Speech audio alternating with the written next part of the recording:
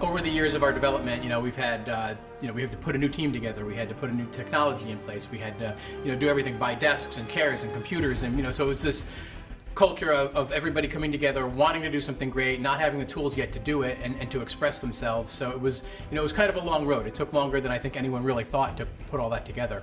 You have a team that has tons of ideas and not just one, and then you have to refine that down into something that's really manageable in the time that you have to make a game. So that's a little bit daunting, when you have all the choices in the world. How do you choose, well, this is the one thing that we're going to do? The Respawn culture really is about no nonsense. We're really hard on ourselves. One of the hard parts, I think, at least on Titanfall, was trying to figure out how to work as a team for a multiplayer. The pressure was on us to really come out with something new and different, and we were sitting there going nuts trying to wrap our heads around, okay, what does that mean? Everyone at Respawn has a voice as we're working on the game. It's not just, say, the game director and lead designer say, this is what we're making, everyone just, get on the treadmill and make it. It is a very iterative and collaborative process. When you work on a single player, it's relatively easy for individuals to go off and work on this level or that level, and they can exist in separate worlds for the most part. Whereas in a multiplayer game, you've got all these different people who are working on aspects of the game that will crisscross or touch each other in some way.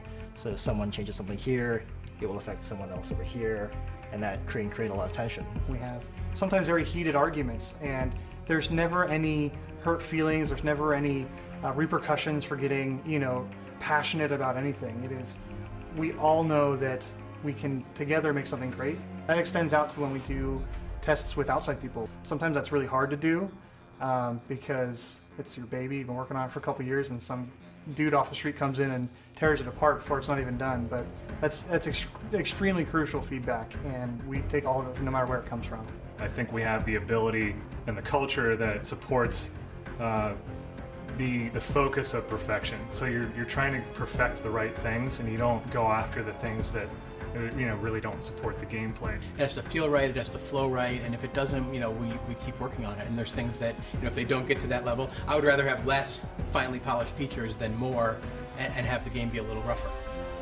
I think there did come a time where we were, kind of coalesced everything into, okay, this is good, this is fun, and we saw the, kind of the seeds of what would become Titanfall.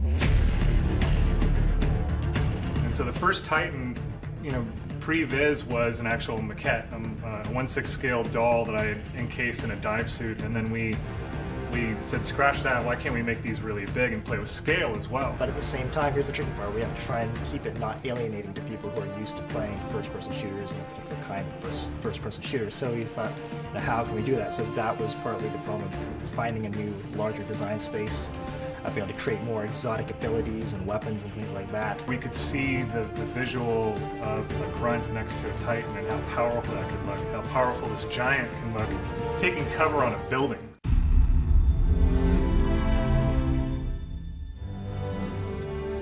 We pour so much of ourselves into this that, you want to put it out there, and there's always that nervousness of, I hope people like it, what are they going to think? Before we went to E3, we'd been designing this game and building this game in a vacuum, and we're our own worst critics, so we were really on it. We went in hoping for the best. I think we were all very tense, and then that moment when the trailer started to roll and everybody was watching it back here at the studio and at the convention center was awesome. I was watching Gamescom and PAX live feed with a camera, a webcam, and I was on the edge of my seat. That's what we love. It's, putting the game together, working on it is great, but it's putting it out there in the wild and having people experience it and seeing what they enjoy about it, and that's, really what drives us. It's sort of amazing to watch people play that game, because we don't get that moment as devs anymore. We've been with this project for, some of us years now, and you never get to play that game for the first time like you remember. It was amazing to hear the response from it. It just blew us all away. It just makes us work even harder. And to have everyone embrace it and say, we understand, it's familiar, yet it kind of pushes the boundaries, and I get this, and I want more of it, and it's great for the team.